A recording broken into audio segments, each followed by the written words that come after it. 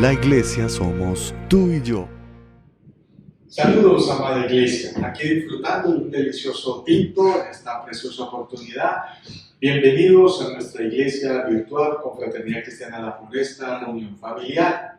A todos los amigos y amigas a nivel internacional, nacional, regional, local, acá de la iglesia, bienvenidos. Seguimos con este tema que nos tiene atrapados, que nos tiene, mejor dicho, felices aprendiendo sobre la fe del Antiguo Testamento. Conocíamos mucho de la fe del Nuevo Testamento, la fe griega, pero nada de la fe del Antiguo Testamento, la fe de Abraham, Isaac, Jacob, José, todos estos gigantes.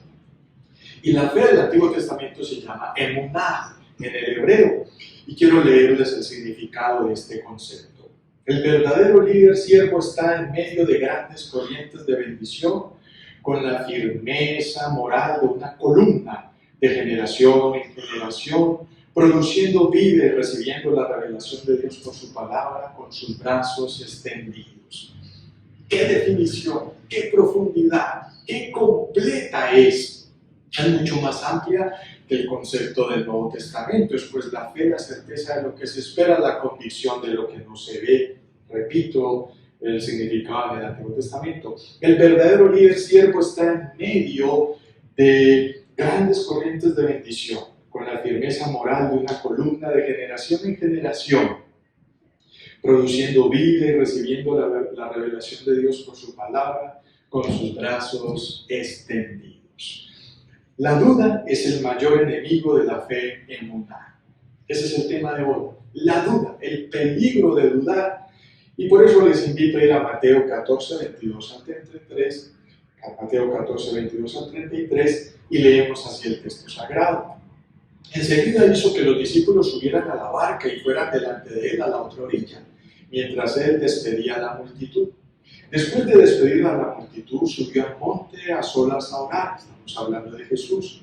Y al anochecer estaba allí solo, pero la barca estaba ya a muchos estadios de la tierra, se habían ido el océano interno hacia el fondo, ¿sí?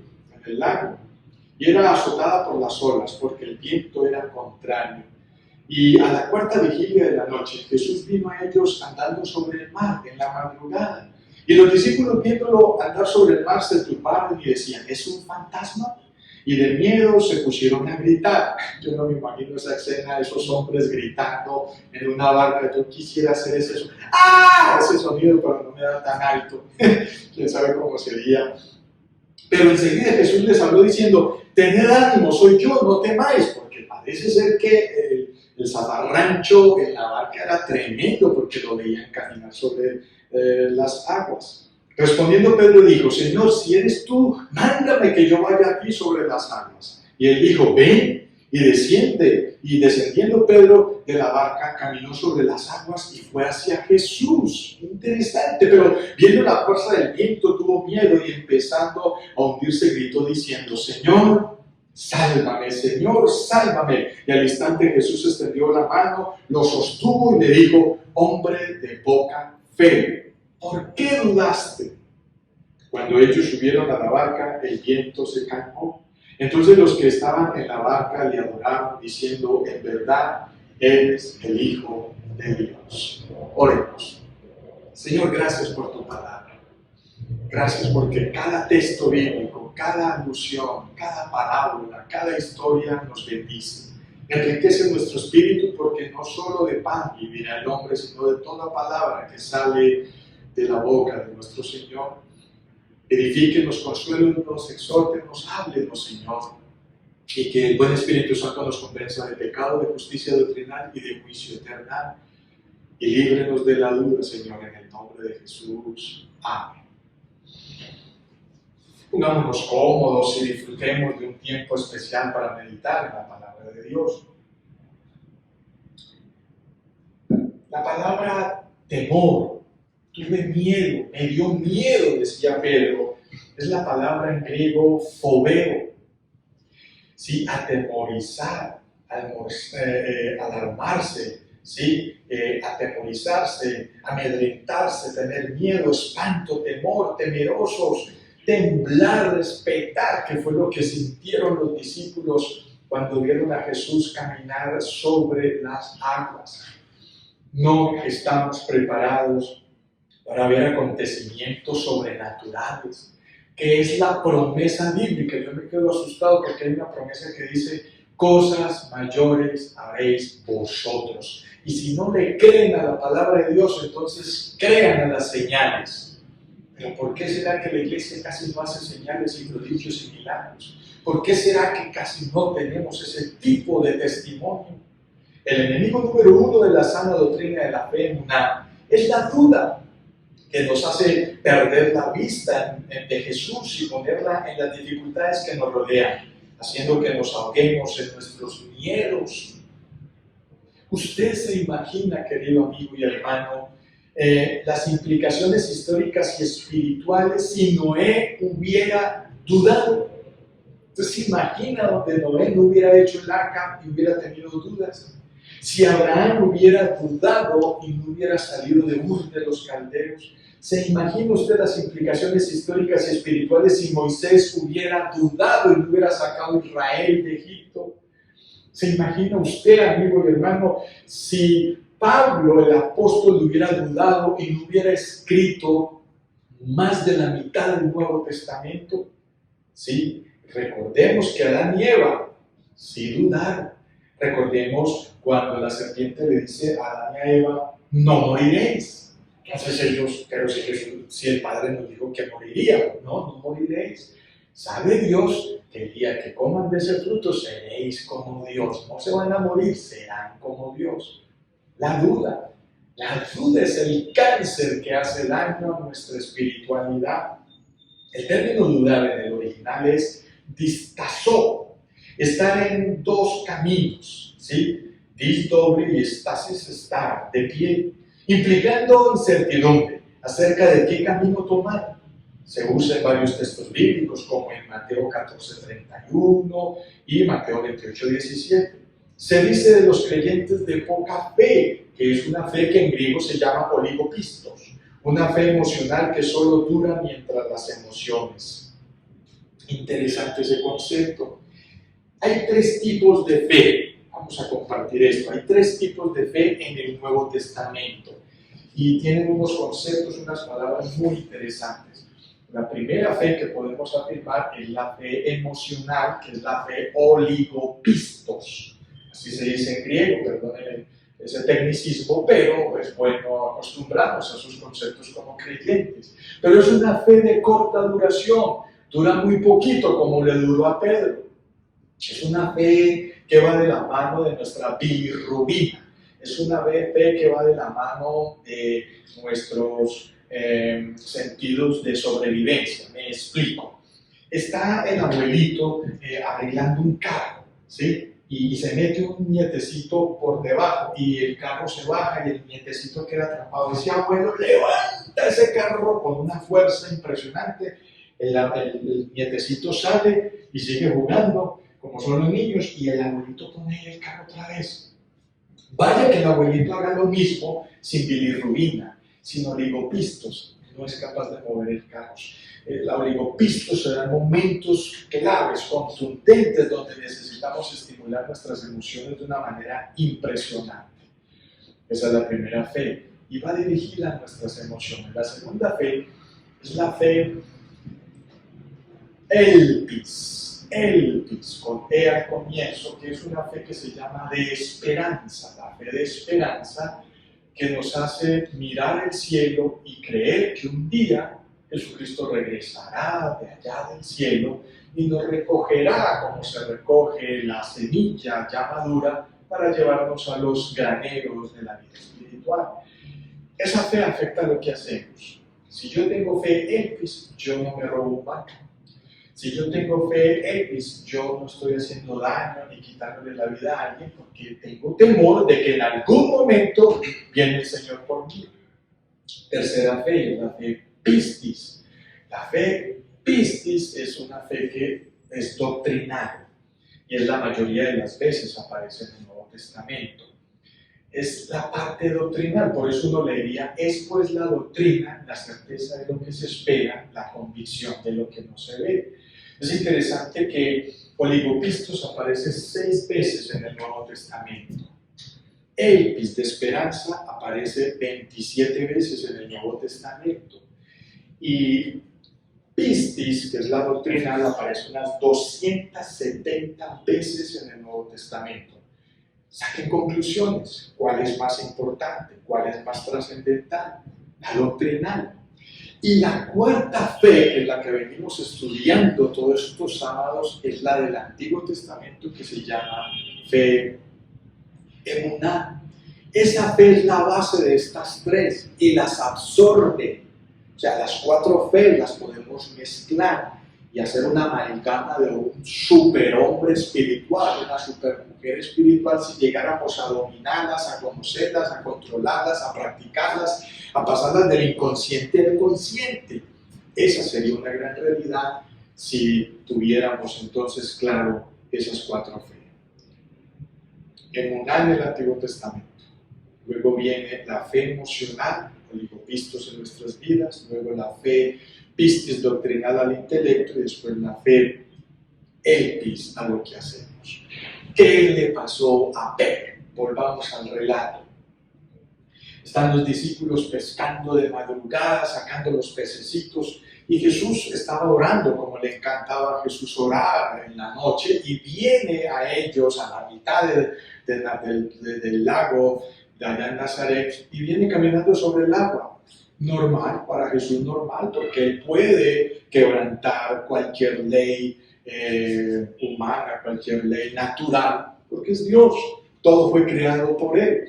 Y cuando lo ven, dice que los discípulos gritaban y estaban asustados. Eso, como les digo, es una escena bien interesante, ver estos hombres gritando y Él les grita: no se preocupen, tranquilos, soy yo. Y cuando escuchan la voz de Jesús, se calman, se tranquilizan. Y el sanguíneo de Pedro, el tremendo del apóstol Pedro, se emociona viendo a Jesús y le dice: yo quiero hacer lo mismo que tu persona, llámame, invítame a salir al encuentro. Venga, no hay problema. Y Pedro saca su pie y saca el otro pie y comienza a caminar. El Señor se lo prometió: venga hacia mí. Interesante. Y el relato dice que cuando Pedro iba caminando, desarrollando su fe, creyéndole a Jesús, dice que el viento era fuerte por la derecha, por la izquierda, al frente, atrás. Y parece ser que, alegorizando un poquito el concepto, Pedro quita la mirada de Jesús y la empieza a poner en las olas, en el viento, en los destellos, si había relámpagos, etc. Cuando se distrajo y cuando dejó que la duda naciera en su corazón, se empezó a hundir. Se empezó a hundir, a sentir que el agua lo iba a tapar y le gritaba a Jesús: ¡Jesús, ayúdame! ¡Jesús, ayúdame! Interesante, ahí está un hombre, quién sabe, por ahí de 90 kilos de peso. Estos asiáticos de allá, de esta parte del mundo, son muy grandes, son muy pesados, y yo me lo imagino gritando como una bebita. Y dice que Jesús tuvo que extender su mano y levantarlo, sacarlo del agua. ¿Y qué le dijo? ¿Por qué tuviste oligopistos? ¿Por qué tan poquita fe? ¿Por qué se te acabó? ¿Por qué no creíste? ¿Sí ve? Y entonces ya Jesús lo coge de la manito y lo lleva cual viejita atemorizada, y se suben los dos a la barca, y con la autoridad de Jesús todo se calma. El relato dice que los discípulos ven la gloria de Jesús en él y lo adoran ahí en la barca. Esa barca termina siendo una capilla, un templo, una iglesia adorando a su Creador. A Él sea la gloria y la adoración y la alabanza. Ser dubitativos o bipolar en la fe es muy delicado para el desarrollo de la vida cristiana. Jesús está dispuesto a extendernos su mano, pero la idea es que nuestra fe emuná se mantenga erguida ante cualquier atisbo de dudas doctrinales, históricas y espirituales. No es fácil hoy en día tener fe como la de Abraham, Moisés, Isaac, Jacob. No es fácil, créanme que no. Yo soy consciente de eso. Pero tenemos que luchar por no quitar la mirada en Jesús. puesto los ojos en Jesús, el autor y consumador de la pistis, de la doctrina. Y sí, pueden estar pasando muchas cosas aquí, del agua, tormentas, rayos, centellas, viento, etc. Pero la duda daña toda esa fuerza que podemos tener en el Señor. Es necesario que nos mantengamos en una fe erguida ante cualquier atisbo de dudas doctrinales, históricas y espirituales. Que los proyectos de vida sean claros, que los proyectos de vida sean contundentes. No podemos vivir la vida al azar, como tirando dados. ¿Qué vamos a hacer hoy? A lo que toque. ¿Qué trabajo vamos a buscar? Lo que toque. No, la vida no es tirar dados, eso no es así. Cuando Jesús estaba con los discípulos, estaba en un proyecto de vida. Y los discípulos estaban con Jesús en un proyecto de vida. La experiencia que tuvo Pedro con Jesús al hundirse en el agua era parte de un proyecto de crecimiento espiritual y de fe doctrinal. Una de las cosas que hace que la duda no tenga la manera de acercarse a nosotros es porque estamos ocupados luchando por nuestro proyecto, luchando por nuestro hogar, luchando por nuestra empresa, luchando por nuestra familia, por la sociedad, por el país, porque estamos ocupados. Pero cuando yo lo único que hago es coger un control remoto y ponerme a ver televisión todo un día y dormir siestas de 4 horas y levantarme tarde y llevar una vida sin sentido, ahí puede caer la duda y puede llegar derechita a un corazón dubitativo, puede llegar derechito a una vida bipolar espiritual. Una forma de corregir la duda o el temor en la fe es ejercitarla no solo con la emoción. O sea, la fe emuná no solo es emoción, no es solo oligopistos, sino también con la razón y la práctica del diario quehacer, es decir, de forma holística e integral. Pregúntate si tu fe sí está creciendo emocionalmente, intelectualmente y practicándola. Emocionalmente, como hemos enseñado en otros estudios pasados, ayuno y oración, congregarnos. Intelectualmente, el estudio de la palabra, la lectura de la palabra, congregándonos, yendo al templo. Y el diario que hacer, ¿cuándo fue la última vez que te uniste a un viaje misionero para ayudar a otros, para visitar enfermos, para llevar ropa a la cárcel, para ayudar a niños desprotegidos? Eso es practicar fe en una y estar ocupados para que la duda no tenga cómo aterrizar en nuestra cabeza. Cuando tienes dudas en quién piensas o de qué te aferras para no desmayar. En este relato estamos frente a una sanidad, no estamos frente a una sanidad, sino frente a un prodigio o milagro al romper las leyes naturales, Jesús, para imponer las leyes espirituales. Créanme que la promesa afirma que en los tiempos finales haremos cosas mayores y creemos, si tenemos suficiente doctrina integral, sana de fe, emuná, pistis.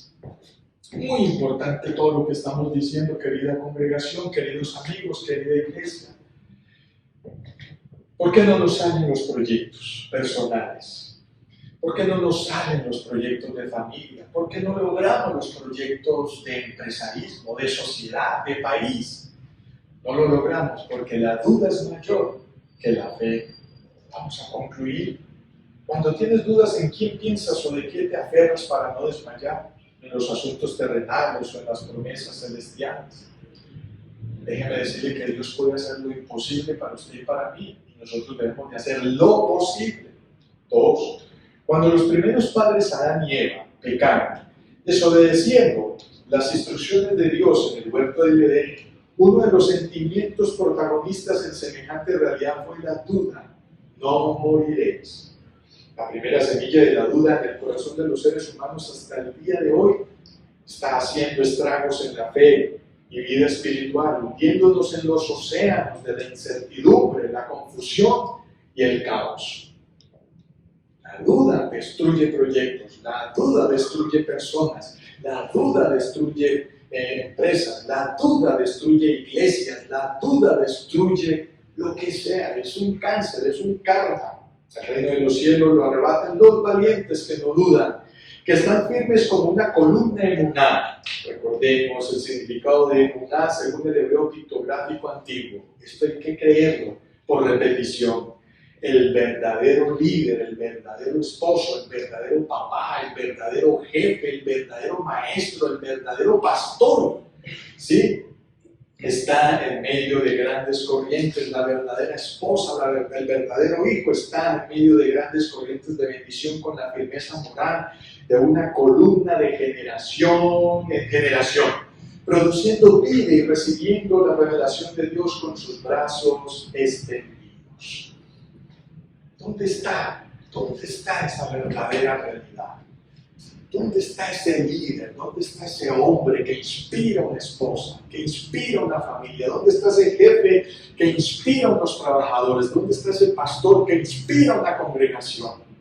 ¿Dónde está ese político, ese líder social que inspira a una sociedad, a una familia? Necesitamos hombres y mujeres que no duden, que nos inspiren, que inspiremos a otros a salir adelante y no que nos hundamos como se hundió Pedro en medio del agua, mirando las adversidades, quitando la mirada de Jesús. Vamos a orar y que Dios nos libre de la duda para no tener fe en nada. Vamos a orar. Oremos. Señor de los cielos, muchas gracias por tu palabra. Hemos predicado tu palabra, hemos glorificado tu nombre con todas nuestras fuerzas.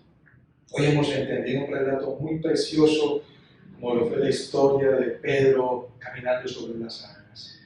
Ayúdanos, Señor, para que la fe de poca duración, la fe emocional oligopistos, no sea la que mande nuestras vidas, sino que desarrollemos disciplinas para que la fe emuná del Antiguo Testamento se mezcle con la fe pistis doctrinal del Nuevo Testamento y hagamos de nuestras vidas una vida llena de bendición, de fuerzas, de creerte a ti, Señor. Te lo pedimos, te lo rogamos. Perdónanos nuestra poca fe, perdónanos porque hemos quitado muchas veces la mirada de ti y la hemos puesto en las cosas que no nos inspiran.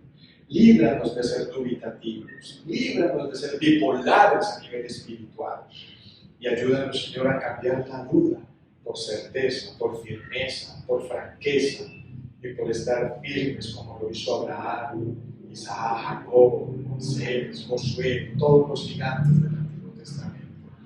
Gracias, Señor, quedamos en tu presencia, dándote la gloria y la honra en el nombre de nuestro Señor Jesucristo, y pidiendo la bendición tuya que sea del Padre, del Hijo y del Espíritu Santo en Cristo Jesús. Amén y amén. Dios les bendiga. Hasta una próxima.